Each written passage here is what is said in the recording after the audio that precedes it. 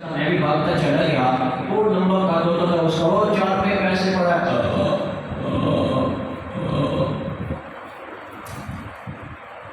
45 minute اس کی یہ کیفیت رہی۔ میرا یہ بات مانگنے لگ گیا، رات سے میں رات 8ویں پڑھتا تھا، ماں کے ساتھ آ کے سویا، اس کے اوپر وزن دے کے سویا۔ 3 دن تک میں کرکٹ کھیلنے گراؤنڈ میں نہیں جا سکا۔ 3 دن کے بعد گیا تو چپ کر کے سہم کے بیٹھ گیا کہ وہ موت کا درد، اس آدمی کی موت اتنے ہلا کے چلی گئی کہ اس طرح لوگ مرتے ہیں۔ یہ سکرات بعض اوقات بخشش کا ذریعہ بھی ہوتے ہیں، لیکن میں یہ بتا رہا ہوں کہ یہ موت کی کیفیت تھی۔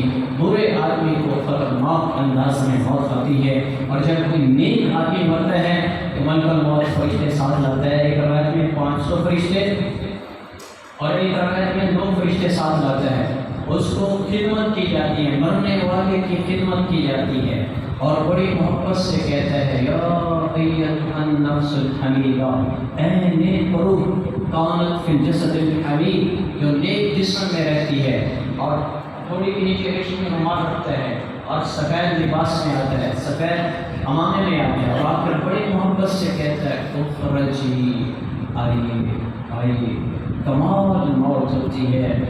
بلال رضی اللہ عنہ کا انتقال ہونے لگا تو فرمانے لگے بقن بقن بقن، مزے ہو گئے۔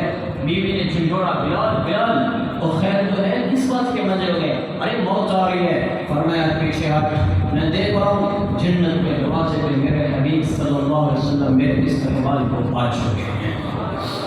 ہاں، ایسے بھی لوگ مرتے ہیں، اس انداز میں بھی موت آتی ہے۔ قاری اعظم صاحب میرے دوست ہیں کشمیر میں، ضلع آباد میں، ان کی والدہ کا انتقال ہو رہا، عورتیں چونکہ سن رہی ہیں تو بڑی نیک خاتون تھیں، سارے خاندان والے اکٹھے تھے، تو اپنے شوہر کو بلایا، فرمایا آزو میرا چھوٹا بیٹا ہے، اس کا خیال کرنا، نہیں تو قیامت میں معاف نہیں کروں گی۔ مسکرا کے یہ بات کی، اور پھر حافظ صاحب سے کہا بیٹا بات سنو، سب کے سامنے 4 کلمے پڑھے، پھر فرمایا بیٹا میں نے کلمے ٹھیک پڑھے، کجی اماں جان ٹھیک پڑھے، اچھا بیٹا خدا حافظ، جنت میں ملاقات ہوگی، اور وہ ہو گئی۔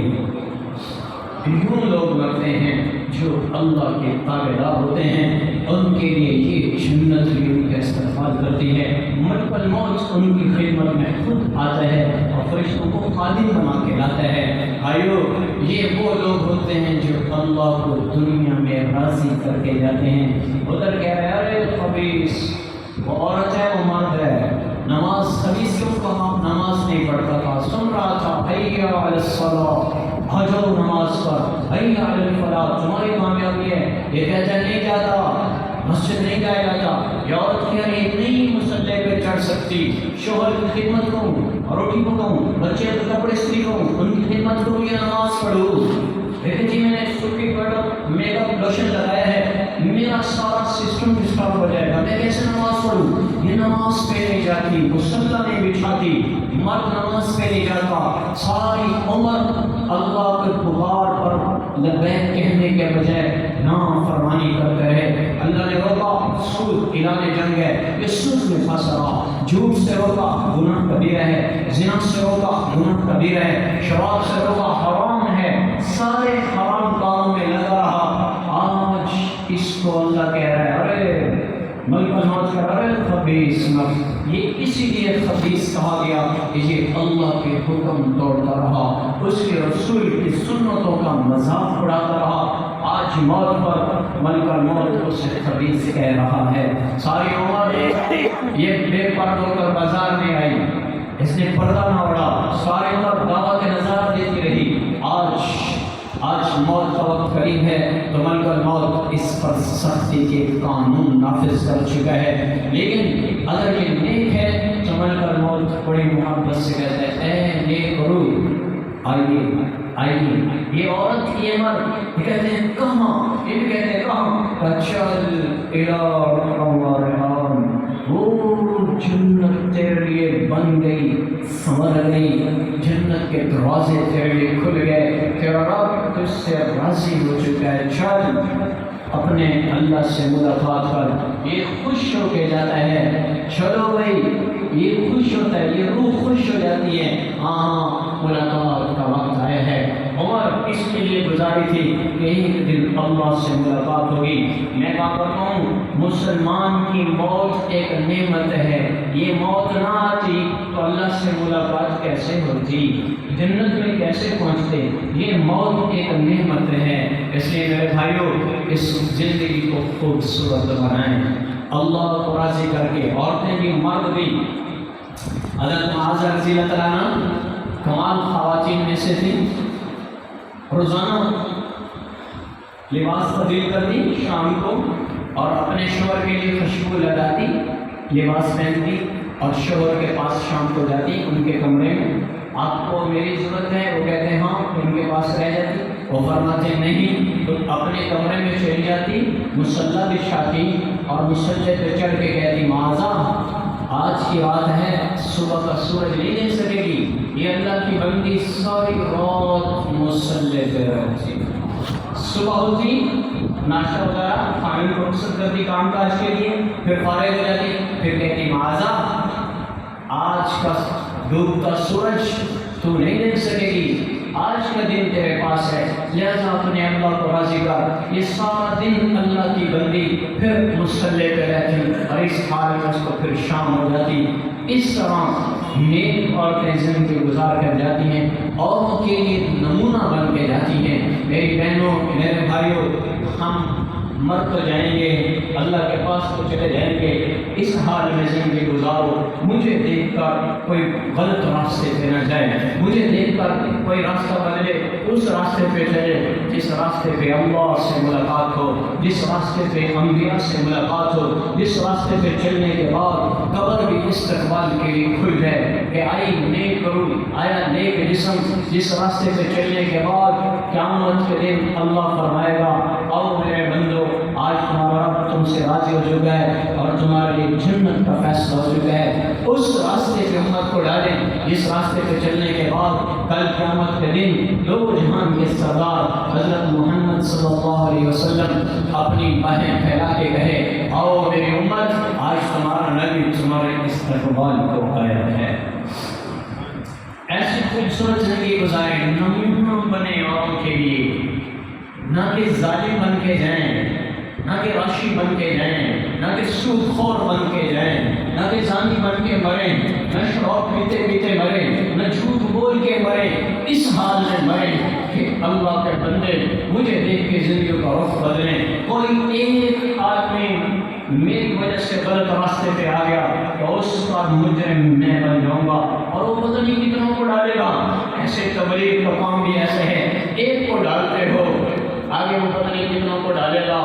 یہ صدقہ جاریہ ہے، آم کی گٹلی لگاتے ہو، ایک آم کا پودا نکلتا ہے، اس سے کتنے پھل لگتے ہیں، پھر ان گٹلیوں کو کاشت کرو، پھر آگے ان سے پھل لو، پھر ان کو کاشت کرو، تو یہ بڑھتا چلا جائے گا۔ تبلیغ ایک آدمی اس مجمع میں آج توبہ کر لے، ایک عورت اس مجمع میں آج ہر طرف سے توبہ کر لے، ایک گٹلی لگے گی، میرے رب کی قسم یہ کتنے لوگوں کے لیے ذریعہ بنے گی، میں مر جاؤں گا یہ پیچھے سے اجر پہنچتا چلا جائے گا۔ اس لیے میں کہا کرتا ہوں اللہ کے واسطے لوگوں کے لیے نیکی کا ذریعہ بنے، راہ حق راہ ہدایت کا ذریعہ بنے، اس راستے پہ زندگی گزاریں کہ لوگ دیکھ کے زندگیاں بدل جائیں، اعمال کو دیکھ کے زندگیاں بدل جائیں۔ آج مسلمان بیچارہ یہ اتنا پھنسا ہے گناہ میں، اسے حلال حرام کا نہیں پتہ، جائز ناجائز کا نہیں پتہ۔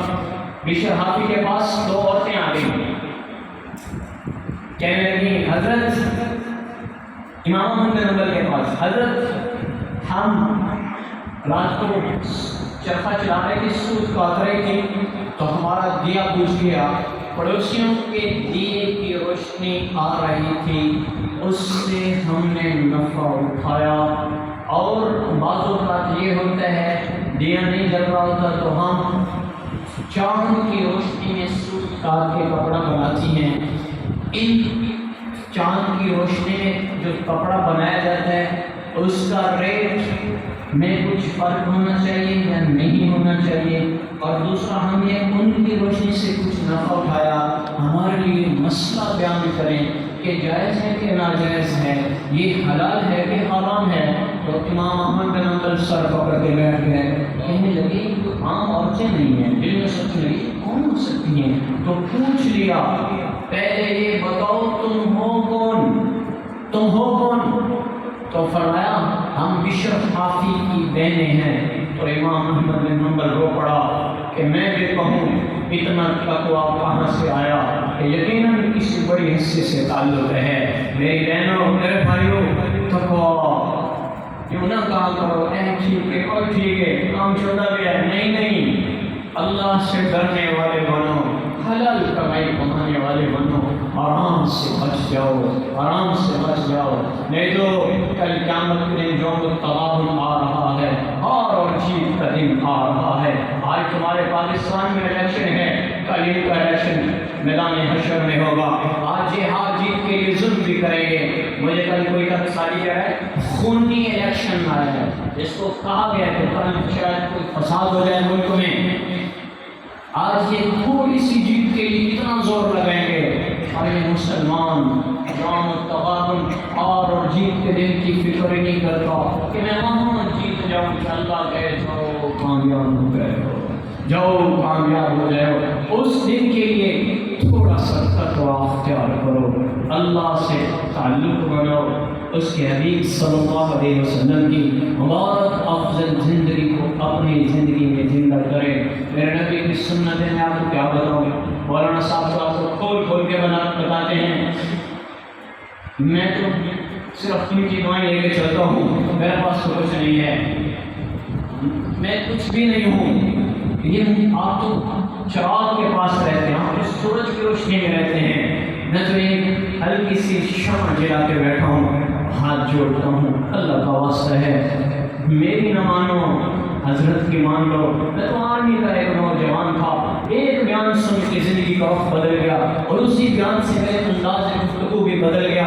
لوگ مجھ سے کہتے ہیں آپ نے بڑی محنت کی ہوگی، حالانکہ مجھے نہیں پتا یہ کیسے ہو گیا، کہاں 2000 کی بات ہے، کچھ پتہ نہیں، آرمی چھوڑنے کے بعد علم دین حاصل کیا۔ میرے بھائیوں، میں تو کچھ بھی نہیں ہوں، آپ سے درخواست ہے، اللہ کا واسطہ ہے، زندگیوں کا رخ آپ بدل دو۔ وہ کھپتے کھپتے 70 سال کا بوڑھا ہو گیا، ابھی بھی شعر بتا رہے ہیں کہ اللہ کے نبی سے ناآشنائی ہے، تم سورج کے پاس رہتے بھی روشنی سے دور بیٹھے ہو، تمہیں نہیں پتا گناہ کبیرہ ہے میرے نبی کی سنتوں کو ذکر کرنا۔ اب وہ نبی امت کے لیے جاتے ہوئے بھی آپ پوچھ رہے ہیں میری امت کا کیا بنے گا، پوچھ کے جبریل کو بھیجا، امت سے میری امت کا کیا کرے گا، پوچھ کے اللہ سے۔ اندر بہت آیا، سلام پیش کیا، یا رسول اللہ آج پہلا موقع ہے میں نے کسی کو سلام کیا ہے، کیسے آئے ہو؟ اللہ سے ملاقات کا وقت آ چکا ہے۔ اچھا میں آپ کہوں کہ میرے روح نکالے گا تو جی کا صبر جبریل سے کہا تو کیا کہتا ہے یا رسول اللہ؟ اوپر مکمل کیا 7 آسمانوں کے دروازے کھل گئے ہیں۔ پہلے آسمان کا نام ہے رقیب، اس کو انہوں نے سب زمرد سے بنایا، دوسرے کا نام الخلود سفید چاندی سے بنایا، تیسرے کا نام قیدوم سرخ یاقوت سے بنایا، چوتھے کا نام ماقول درہ حدیث سے بنایا، پانچویں کا نام وفنا اس کو انہوں نے سرخ سونے سے بنایا، چھٹے کا نام وقا زرد یاقوت سے بنایا، ساتویں آسمان کا نام اوربہا اس کو اللہ نے اپنے نور سے بنایا۔ سارے آسمانوں کے دروازے کھل گئے اور باہر بھی 10 ارب فرشتے آئے ہوئے ہیں جو ملک الموت کے ساتھ آئے ہیں، اور سارے آسمانوں کے فرشتے بھی منتظر ہیں، اور 70,000 نور کے پردے بھی ہٹ گئے، اور وہ اللہ خود آپ کی ملاقات کا منتظر ہے، لیکن جو آپ فرمائیں گے وہ ہوگا۔ میرے نبی نے فرمایا نام ملک الموت جاؤ اللہ سے پوچھ کے آؤ، میرے بعد میری امت کے ساتھ کیا کرے گا۔ ابھی قربانی گزری ہے، اسماعیل علیہ السلام نیچے پڑے تھے، چھری چلنے والی ہے، اللہ اکبر، میرا نبی حبیب ہو کر ملاقات مؤخر کر رہے ہیں، نہیں پہلے میری امت کا مسئلہ حل ہوگا۔ اور ادھر دیکھو نبی کیا کہہ رہے ہیں، ابراہیم علیہ السلام اپنے باپ سے کہہ رہے ہیں ابا جان جلدی ذبح کریں، بیٹا کیوں؟ تو آپ سے دور ہو جاؤں گا۔ اللہ کے پاس جاؤں گا، اللہ آپ سے بہتر ہے، ماں کی گود سے دور ہو جاؤں گا، جنت میں چلا جاؤں گا، اور ماں کی گود سے جنت بہتر ہے۔ جلدی جلدی ذبح کرے، نبی ترس رہے کہ جلدی ملاقات ہو، اور یہاں حبیب اللہ ہے، وہ کہہ رہے ہیں نہیں پوچھ کے آ، میرے بعد میری امت کے ساتھ کیا کرے گا جو تمہیں موت پہ نہیں بلا۔ 23 ستمبر 2013 میرے والد محترم اللہ کے پاس جا رہے، اور میں قوم کے پاس کھڑا ہوں، بڑا بھائی سورۃ یاسین پڑھ رہا ہے کمرے میں، تو آخری لمحات سے میرے دل میں آ رہا تھا اللہ کے نبی امت کا پوچھ کے گئے، آج ابا جی جا رہے ہیں، 5 بھائیوں میں تو چھوٹا ہے، شاید بڑا بھی بیٹھا تو بھی موجود ہے، شاید بڑے کو کوئی نصیحت کر دے کہ اے پوتر شاید زمین چھوٹا ہے، میرے پوتر کا خیال کریں، یہ میرے اندر کی باتیں تھیں جو میں اندر سوچ رہا تھا۔ تو اسی اسلام میں فرمایا بیٹا دروازہ کھول دو کمرے کا۔ میں نے کہا بچی وہ کھلا ہے۔ عبداللہ بن مسعود رضی اللہ عنہ کا انتقال ہونے لگا، اور میں اپنی بیوی سے فرمایا دروازہ کھول دو، یہ 15ویں صدی کا 15واں ساموتی اس فقیر کا باپ جا رہا ہے۔ میں نے راستے میں اور کسی کی یہ بات نہیں پڑھی کہ جس نے یہ کہو کہ دروازہ کھولو، اب بیٹا دروازہ کھول دو۔ میں نے کہا بچی وہ کھلا ہے، کبھی چڑھ میں گیا اور دوسرا کلمہ پڑھا اور وہ چلے گئے۔ بلکہ کسی چہرے پہ ایسے کوئی میراج والی چیز دکھاتے ایسے تھوڑا سا چہرہ ایسے ہوا، روح نکل گئی سیکنڈوں میں، نہیں پوچھا نہیں کہا، ایک ہستی جس کی سنتوں پہ اس پہ چلا کے آئے۔ کیا لگتا ہے داڑھی رکھے ہوئے 100 لاکھ انبیاء کی سنت ہے، پورے ہو گئے گانوں میں نہیں، ابھی بھی داڑھی ڈھونڈتے، ارے کون سا نفع لینا چاہتے ہو؟ دنیا سے کیا نکالو گے؟ کیوں نہیں میرے نبی کے طریقے پہ آ رہے؟ لاکھوں انسان کا ذریعہ مولانا صاحب بن گئے، اور طلبے والے کوئی توبہ کر رہے ہیں، چند لوگ باہر سے آئے ہوئے، باقی تو یہیں کے ہیں۔ بھائیو میں ہاتھ جوڑتا ہوں، داڑھی کا منڈوانا گناہ کبیرہ ہے، جیسے قتل کرنا زنا کرنا بڑا جرم ہے۔ میری اس بات کو مجھے لمبا سے فون بھی آ گیا مدرسے سے کہ مولانا صاحب پلیز سخت بات نہ کریں، میں نے معذرت کی، میں رہ نہیں سکتا ہوں، گھنٹہ بات کروں اور کل قیامت کو یہ میرے گربان پکڑیں گے۔ تو نے بتایا نہیں کہ داڑھی کا کٹوانا کتنا بڑا جرم ہے، یہی مجھے پکڑ لیں گے، لہٰذا یہ میرے پاس امانت ہے، امانت ہے، امانت ہے، میں اس کو منتقل کروں گا۔ میں نے طلباء کی مدرسے والوں سے معذرت کر لی، مفتی عبدالقادر صاحب کا مجھے فون آیا، میں نے کہا معذرت مجھ سے رہا نہیں جاتا، میں نہیں دیکھ سکتا، اس بغیر داڑھی کے اگر موت آ گئی تو قبر میں کیا جواب دو گے؟ کس منہ سے قبر میں اترو گے؟ یہ کون سا حسن ہے؟ عورت کا حسن زیور ہے، زیور عورت کا حسن ہے، سونا چاندی اس کے زیور بنتے ہیں، عورت کا حسن ہے، مرد کا زیور میرے نبی کی یہ سنت ہے۔ اپنے چہرے پہ داڑھی سجاؤ، تبلیغ حکمت والا کام ہے، لیکن میں مجبور میں ہاتھ جوڑتا ہوں، اس چہرے کو خوبصورت بناؤ۔ مجھے میرے شہر کے 5000 سے زیادہ لوگ مل چکے ہیں جن کے لیے فقیر داڑھی رکھوانے کا ذریعہ بنا۔ کبیر والا کے آس پاس کے جو گاؤں ہیں وہاں سارے کی بات کر رہا ہوں، شہر کے سارے گاؤں ملا کے تو 5000 سے زیادہ لوگ مل چکے ہیں جن نے اس فقیر کی بات کو مان لیا۔ آپ سے بھی امید کرتا ہوں بوڑھے ہو جوان ہو، اپنے حسن کو دوبارہ کرنے کے لیے اللہ کی بنائی ہوئی شکل پہ اعتراض نہ کرو۔ یہ بار بار کا اعتراض، اللہ کی خلقت پر تخلیق کی گئی چیز پر اعتراض بعض اوقات آدمی کو کفر میں داخل کر دیتا ہے۔ لہذا اللہ نے جو بنایا ہے وہ کمال بنایا، اور تم چہرے پہ نہیں داڑھی بنائی، مرد کے چہرے پہ بنائی۔ اللہ نے مرد کو اس انداز میں پسند فرمایا ہے، تو سب نیت کرتے بھائی اپنے نبی کی سنت کو زندہ کرو گے نا بھائی؟ ہاں، 5 وقت کی نماز پڑھو۔ بلکہ موت واپس آ کے کہتے ہیں، جب بھائی واپس آ کے کہتے ہیں یا رسول اللہ آندہ ہے کلیانی مجھ میں دلتی امت ساتھیاں، اچھا اللہ قرۃ عینی اللہم رفیق العالی، یا اللہ اپنے پاس بلا۔ بلکہ موت سے اپنا کام شروع کر اس نے روح نکالنی شروع کی تو میرے نبی نے نماز کی وصیت کی، نماز نہ چھوڑنا۔ پڑھو گے 5 نمازیں بھائی، اور ماما لقد ایمان